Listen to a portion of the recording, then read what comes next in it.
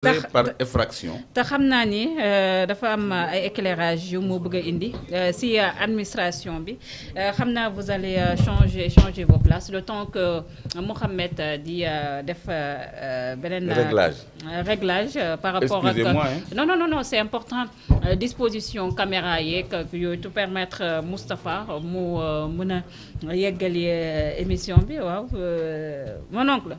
Oui. Administration sénégalaise bi ak càcc bi nga xam ne def nañ ko ci trésor public bi loo ñu ci mën a wax. waaw je suis entré par effraction ci seen émission. Oui.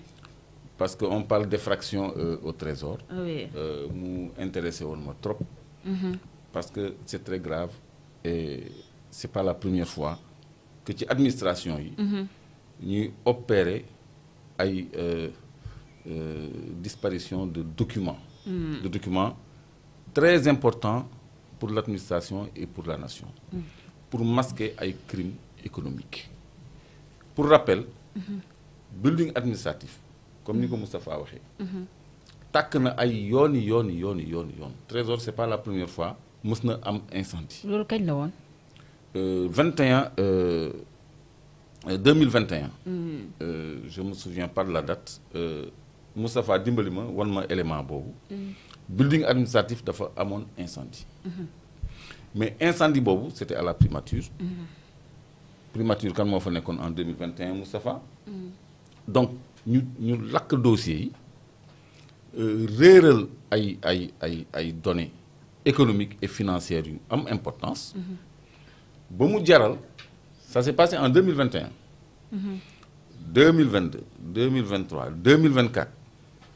Diomaye ak Sonko ñëw au pouvoir. Diomaye mu ngi prêter serment le 3 avril. Le 17 avril Ousmane Sonko dem building administratif di ubbilu enquête sur les circonstances de l'incendie de 2021. kii nu mu tuddati Moustapha dimbali ma waay donc premier ministre bu ñëwee 2024. di enquête ci incendie bu 2021. moom xam na administration xam na ni c'est pas incendie bu ordinaire. Wow. donc yooyu ñoom dañ koy def. pour dissimuler ay preuves. pour dissimuler ay traces de crimes économiques. ce pays est en très grand danger léegi nag bu nekkee au niveau du trésor. nga xam ni les données informatiques du trésor le serveur. a été mis en cause mën nañ ko attaquer mën nañ ko pomper mën nañ ci effacer ay données yoo xam ne mën nañu ñàkk traçabilité donc mu nekk ay affaires yu suspect yu bëri yoo xam ne li ci jiitu mooy le chef de service bi fa nekkoon dafa décédé. Waaw. après supposé cambriolage bi am. et on a fait croire à tout le monde. mais que ça s'est passé la nuit parce que ci loolu ngeen commenté. Oui.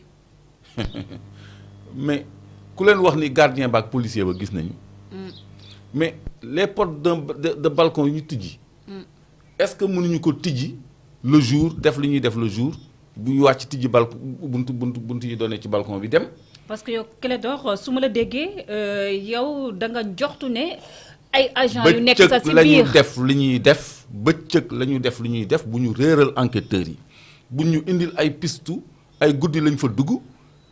policier bi gisul vigile bi gisul caméra yi gisuñu c'est en face du ministère de l'Intérieur. la nuit foofu c'est pas fréquenté c'est désert c'est impossible. li ñuy def bëccëg lañ ko def tijji seen buntu simuler vol bu noppi di ñu orienté comme nañu orienté woon ni Didier Badji kii demoon nañu nappi fële de dañoo lab te xamaguñu woon sax circonstance léegi ñu ñuy orienté ni am na benn vigile ak benn policier ñoom ñoo monté woon. ñoom la ñuy entendre et tout le monde pense. à la nuit c'est pas possible gars yi bëccëgu ndar kàmb la ñuy def li ñuy def simuler ay vol bu amul vol sans effraction la nuit nag nga mën a xarañee dugg biir trésor guddi def li ngay def yëpp génn tranquille amul non c'est pas possible. tout le personnel doit être entendu. c'est-à-dire on doit mener une enquête sérieuse et méticuleuse. D'abord sur les circonstances du décès de ce chef de service là. Et ensuite lan moo war a motiver police scientifique dafa war a def son maximum pour jàpp ñi parce que c'est une menace de la République. Sénégal dafa nekk sous le coup d'une menace. Le pays est attaqué de toutes parts parce que dafa am ay puissance ay lobby yu jóg pour ñii am échec. Gis nga même l'incident de gaz d'hier sur le gaz d'hier de GTA. Je l'ai traité hier avec beaucoup de réserve. Mais aujourd'hui, je serai moins réservé. Parce qu'il s'agit de BP. BP dafa amoon problème aux États-Unis benn plateforme bu tàkkoon ñu indexé ci benn société bu tudd Halliburton dégg ngeen mu wax Halliburton. Est-ce que xam nga ñooñu ñoo defaroon plateforme boobu tàkk te dañ leen désigné woon du doigt ils ont plaidé coupable et ils ont été condamnés ils ont payé 20 milliards de dollars pour clore l'affaire. ñoom ak BP ñu amoon ci problème ñooñu tey mais ñoo liggéey GTA ci seen filiale bu tudd KBR Kellogg Brown and Root kon BP mi nga xam ne dafa amoon problème déjà ak Halliburton États-Unis ci plateforme bi ñu tuddee Deepwater Horizon. Deepwater Horizon l'histoire là a été connue. Plateforme bu tàkk la woon boo xam ni dañ ci jiiñoon Halliburton mu plaidé coupable. fay 20 milliards de dollars 20 milliards de dollars ñu yemale fa affaire donc fii ci GTA aussi on nous signale une fuite. Depuis plus de 2 semaines.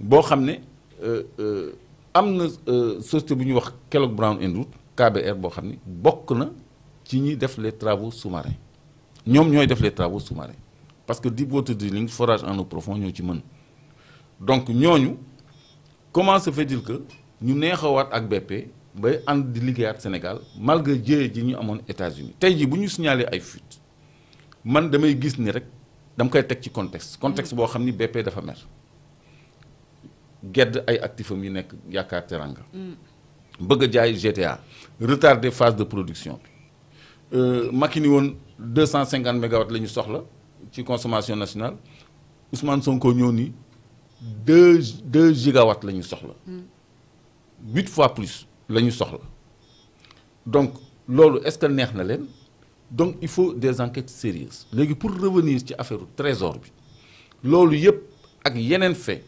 dafa constituer des attaques contre l'État du Sénégal. Affaire trésor bi Clédor est-ce que njort si aussi li nga xam ne moo nekk wàllum reddition des comptes yi. mais loolu la y a un journal de la place je crois que c'est Direct News qui a dit que opinion bi mu ngi indexer les inspecteurs du Trésor. mais ñoom ils n'ont fait que leur travail parce que les responsables ce sont les émetteurs.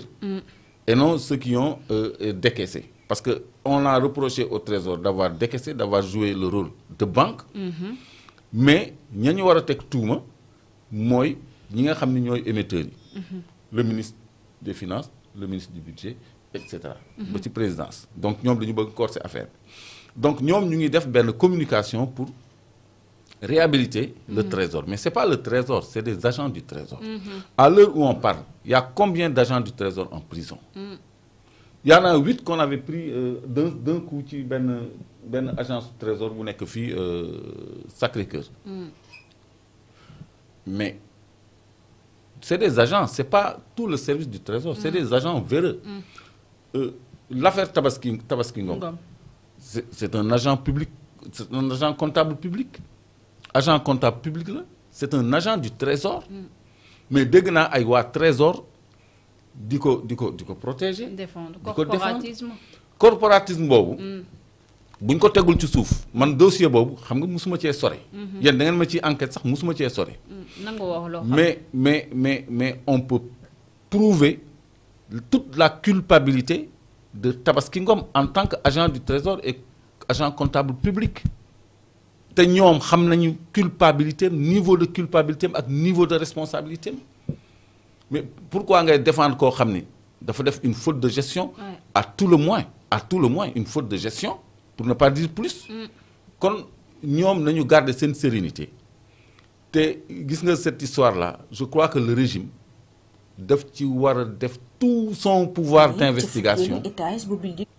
Parce que c'est attentatoire à nos données économiques et financières. Au-delà de nëbb ay sàcc wala ay malversation loolu ñun suñu système financier la ñuy déstabiliser. C'est le on cœur veut de nous la déstabiliser. République qui est touché, hein. Lii c'est pas une question de vol. Et moi je ne crois pas à la thèse nocturne sans effraction. dañuy def li ñuy def daal di wut ay alibi. C'est des alibis. Donc je n'oriente rien du tout mais damay joxe beneen man ni ma ko gisee man. noo ko gisee. voilà nii laa ko gisee nii guddi en face du ministère de l'Intérieur foo xam ne même bu dee benn policier moo fa nekk ak benn vigile nga dugg fa kenn yéegu la awoo ci mais munoo accéder directement au balcon tu passes par des portes tu montes 2e étage. mais Clédor. mais quand même pourquoi on veut nous faire faire croire que ça s'est passé la nuit sans effraction ni vu ni connu nañu enquête sérieusement parce que loolu man duggul ça ne passe pas à travers mon filtre logique. Tout à fait. lii rek moo ma indi woon ngeen baal en tant qu'informaticien et c'est très important Clédor jàpp nga ne carrément les ordinateurs yi nga xam ne sàcc neen ko loolu mun na tax ñu disparaître données ay données yu impliqué ay nit parce que. mais bien sûr ñëpp xam nañ suñu administration bi nu muy doxee. am na yu bëri duñ ko archiver Clédor. mais bien sûr à moins que. oui ñoom ñu jël ay mesures de sécurité. am yeneen backup yoo xam ne. bokkul ak serveur physique yi nekk foofu. moi je connais une banque BDK. tous les 2 mois ay serveur am da koy yóbbu Suisse est-ce que xam nga loolu. tous les 2 mois. ay serveur am yëpp da koy yóbbu Suisse donc si une banque peut prendre de telles dispositions l'administration war na mën a jël ay dispositions pour conserver ces données stratégiques kon lii c'est une atteinte directe à nos finances à nos institutions. Réformer l'administration sénégalaise Clédor. Non, renforcer le dispositif sécuritaire. Aussi bien sécurité numérique que sécurité tout court. Parce que j'entends parler d'un agent, d'un policier pour un immeuble. En tout cas. Et un vigile. Je crois que loolu c'est une grosse lacune. Foofu ni mu toll yëpp benn alkaati ak benn gardien. Loolu je crois que c'est à revoir. Parce que fële suñu lépp nekk c'est le trésor quand même.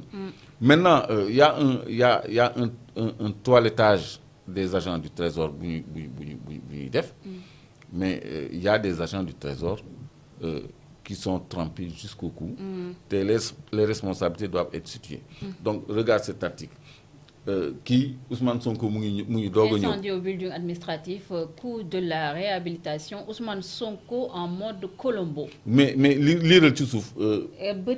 quelques jours après sa prise de fonction, le Premier ministre s'est rendu au building administratif Mamadou Dia, situé à quelques pas. L'objectif étant de s'enquérir de la situation liée à l'incendie qui s'était déclaré en août 2021. Le coût de la réfection du bâtiment et les avenants. L'AGETIP, maître d'ouvrage... Attends, non, c'est bon. L'objectif étant de s'enquérir de la situation liée à l'incendie qui s'était déclaré en août 2021. Yow yaa ngi doog a ñëw ci nguur 17 avril. 3 avril ngeen prêter serment 17 avril yow yaa ngi lijjanti. La situation liée à l'incendie de 2021 bi nga xam ne moom lañ lay woon nii. kon Ousmane Sonko ba muy lijjanti loolu xam na ni dañu def ay dissimulation xam na ni c'est criminel c'est pas bu doon incendie normal yow doo jël fonction di lijjanti ay incendie en tant que premier ministre. ak milliards yu ñu wax dugal nañ ko sax pour réformer. bon 40 milliards réforme yooyu sax ay surfacturation la ay sàcc la. mais incendie de documents stratégiques loolu je crois que luy delloo réew gannaaw la. moo tax dañ ci war a def suñu kéem kattan. Pour situer les responsabilités et agir avec la plus grande fermeté ba noppi jàngatee ci jël ci ay mesures nga xam ne on va pas nous déclarer des incendies préparés ou des cambriolages mal maquillés très mal maquillés. Le système est toujours là. À qui profite mais le système est plus que jamais là. Le système se bat. Le système est en train de se battre en sourdine. Ils font pas de meeting, ils font pas de marche, ils font pas de manifestation. Ils sont dans l'engrenage de la machine. Ils sont dans l'engrenage de la machine. Donc, à tous les niveaux, mën nañu porter préjudice à ce régime-là. moo tax nañu mun te continuer xeex bi parce que lii xeex la. waaw. maa ngi jégalu nag. ci la ma intrusé ci seen émission. parce que je tenais à donner moi ma lecture. que je ne crois pas que c'est un vol par effraction qui s'est passé la nuit. deux portes balcon. Nekkul rez-de-chaussée, deuxième étage la nekk. En face du ministère de l'Intérieur. La nuit, il n'y a aucune circulation là-bas. Picc du fa nekk. Mais picc du nekk foofu. Sans lumière ni mais quand même. C'est quand même c'est trop fort de café. Non, non, ça passe pas à travers mon filtre logique. Non. Ouais. Man daal nii laa ko gisee. Nañu enquête sérieusement te bañ ñëw dugal ci ay vol avec effraction la nuit. C'est pas un vol. Une affaire à suivre, Clédor? Une affaire à suivre. Est-ce oui. que faut faire descente ça? Man je suis investi d'aucune prérogative. Clédor, Voilà, merci beaucoup mon oncle. Non mais c'est pour la bonne cause. C'est pour la bonne cause. Moustapha, on doit terminer avec ce sujet-là.